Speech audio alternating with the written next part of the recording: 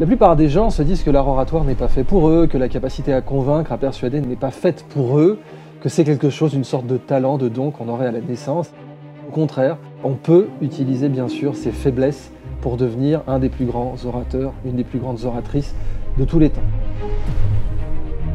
Nous avons une parole qui crée de l'émotion, qui crée du ressentiment, qui crée de la lumière.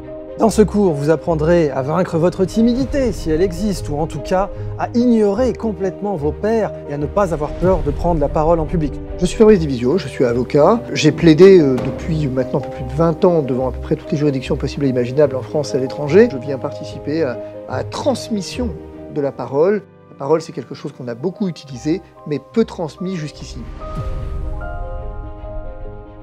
Je m'appelle Idriss Aberkane, je suis essayiste, conférencier. J'ai eu l'honneur de donner plus de 600 conférences dans le monde en 3 langues, en particulier 9 TEDx. Nous sommes tous nés pour prendre la parole. Si même Stephen Hawking, avec une voix synthétique, a réussi à convaincre des foules, bien entendu, vous le pouvez aussi.